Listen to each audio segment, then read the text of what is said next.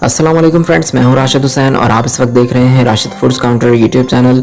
उम्मीद करता हूं कि आप सब खैरियत से होंगे और आप सबकी दुआओं से अल्हम्दुलिल्लाह मैं भी बिल्कुल ठीक हूं। राशिद फूड्स काउंटर पे आज मैं आपके लिए बहुत ही बेहतरीन रेसिपी लेकर आया हूं जो कि सीज़न स्पेशल रेसिपी है। तो आज मैं आपको सिखाने वाला हूँ बहुत ही कुरकुरी, बहुत ही खस्ता रेवड़ी की रेसिपी जिसको घर में बनाना बेहद आसान है और इसको हम बनाएंगे सिर्फ दो चीज़ों के साथ। किस तरह बनाएंगे वो आपको पता चलेगा मेरी वीडियो के अंदर। तो अगर आपने अभी तक मेरे चैनल को सब्सक्राइब नहीं किया तो प्लीज़ सब्सक्राइब कर दें और साथ लगे बेल आइकन को क्लिक कर दें ताकि मेरी तमाम आने वाली नई वीडियोस के नोटिफिकेशन आपको मिलते रहें। वीडियोस पसंद आए तो उनको लाइक और शेयर करना बिल्कुल ना भूलें। वैसे तो रेवड़ी को दो तरह से तैयार किया जाता है, गुड़ के साथ और चीनी के साथ। तो आज मैं आपको ये रेसिपी चीनी के साथ बनाना सिखाऊंगा क्योंकि चीनी हर वक्त हर किसी के घर में मौजूद होती है। तो यहाँ पर मैंने 1 कप चीनी का इस्तेमाल किया है जिसको मैंने ऐड कर दिया है एक पैन के अंदर और चूल्हे की फ्लेम को हमने कर दिया है बिल्कुल लो।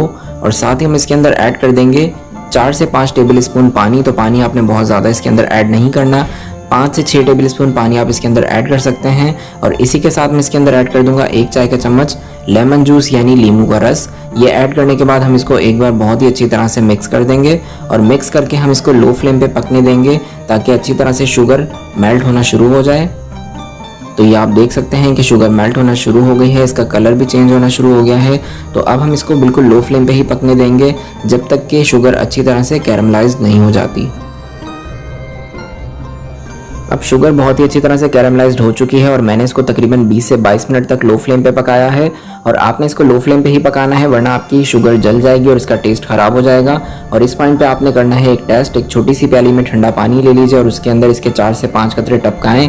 अगर वो कुरकुरे हो जाते हैं टॉफ़ी की तरह तो समझ जाएं कि आपकी चाशनी रेडी है। अगर वो सॉफ्ट होते हैं तो मज़ीद आप इसको 2 से 3 मिनट और पकाएं, फिर दोबारा टेस्ट करें। जब वो हार्ड हो जाए टॉफ़ी की तरह तो समझ जाएं कि आपकी चाशनी रेडी है।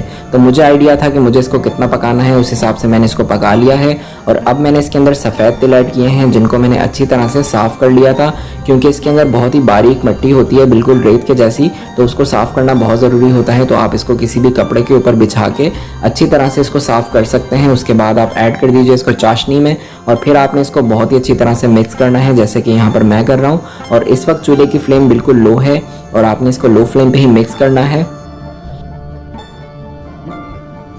और अब तिल पूरी चाशनी के अंदर बहुत ही अच्छी तरह से मिक्स हो चुके हैं। तो अब मैं इसके अंदर घी ऐड करूंगा। मैं यहाँ पर 1 टेबल स्पून घी ऐड कर रहा हूँ। घी ऐड करने से रेवड़ी के अंदर बहुत ही अच्छी सी शाइनिंग आएगी और ये बहुत ज़्यादा चिपकेगी भी नहीं। तो घी ऐड करने के बाद आपने इसको बहुत ही अच्छी तरह से मिक्स कर देना है। तिल बहुत ही अच्छी तरह से चाशनी में मिक्स हो चुके हैं। तो अब हम चूल्हे की फ्लेम को ऑफ कर देंगे और चलते हैं अपने अगले स्टेप की तरफ। अब यहाँ पर मेरे पास एक थाल है जिसको मैंने पहले से घी के साथ ग्रीस करके रख लिया था। तो आप कोई भी इसी तरह का फैला हुआ खुला हुआ बर्तन ले लीजिए और उसको पहले से आपने ग्रीस करके रखना है क्योंकि जब हम चाशनी के अंदर तिल ऐड करते हैं तो बहुत जल्दी जमना शुरू हो जाते हैं। तो इसलिए इसको पहले से ग्रीस करके रखना बहुत ज़रूरी है। अब ये चाशनी में मिक्स हुए हुए तिल हम ट्रांसफ़र कर देंगे इस थाल के अंदर बहुत ही एहतियात के साथ।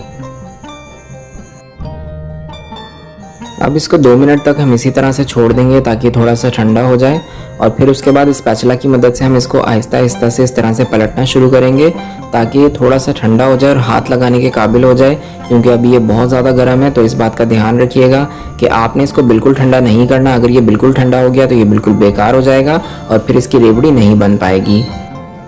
इसको अलट पलट करते हुए तकरीबन 2 से 3 मिनट हो चुके हैं और अब ये इस काबिल हो चुका है कि हम इसको हाथ लगा सकते हैं। अब हमारा हाथ नहीं जलेगा इससे। तो अब हम अपने दोनों हाथों को घी लगाकर इस तरह से ग्रीस कर लेंगे और उसके बाद हम इसके छोटे छोटे से पोर्शन लेते रहेंगे और इसकी छोटी छोटी बॉल्स बनाते रहेंगे। तो देखें इस तरह से हमने पोर्शन लेना है और जिस साइज़ की भी हम रेवड़ी बनाना चाहते हैं उस साइज़ में आप इसको डिवाइड कर लीजिए। ये देखें मुझे थोड़ा बड़ा लग रहा था तो मैंने 2 हिस्सों में डिवाइड कर लिया और इसकी छोटी सी बॉल बना ली। हल्के हाथ से उसको फिंगर से प्रेस करेंगे और ये देखें रेवड़ी बनके इस वक्त तैयार हो चुकी है। ये देखिए बहुत ही आसान है इसको बनाना। अब इसको रख लेंगे हम थाल के अंदर और इसी तरह हम जल्दी जल्दी से इसकी तमाम रेवड़ियाँ बना लेंगे वरना ये ठंडा हो जाएगा तो ये ख़राब हो जाएगा।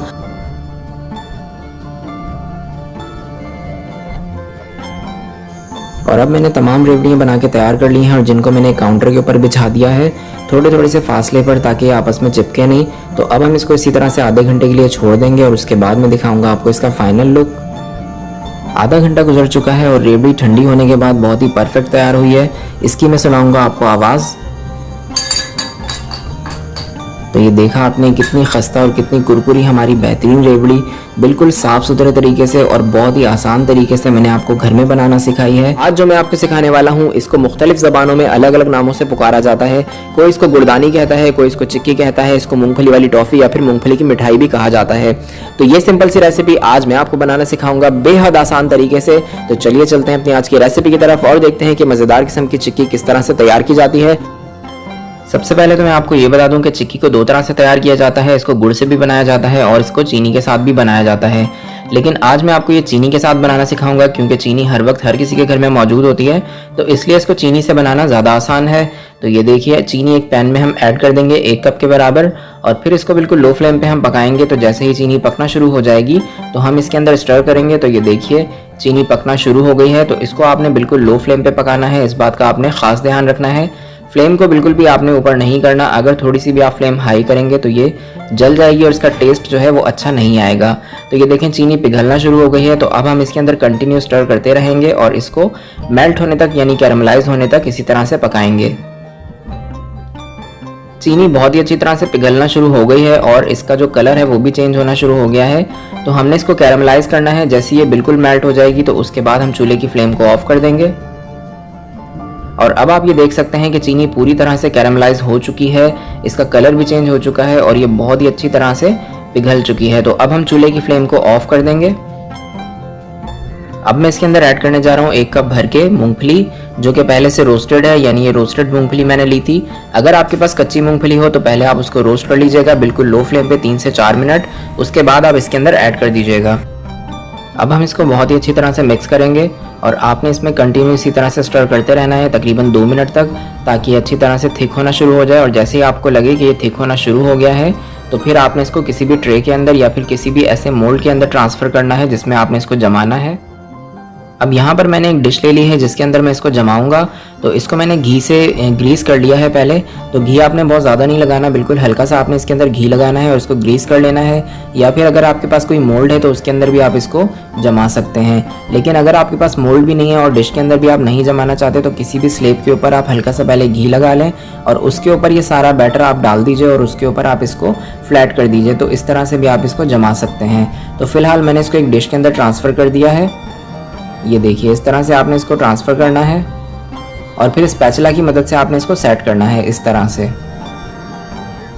और अगर आपको ऐसा लगे कि स्पैचुला के ऊपर बहुत ज़्यादा चिपक रहा है तो फिर आप स्पैचुला को भी थोड़ा सा घी लगा के ग्रीस कर लीजिए और फिर आप इसको इस तरह से सेट कर सकते हैं। बहुत ही आसानी से हो जाएगा और कोई परेशानी नहीं होगी आपको।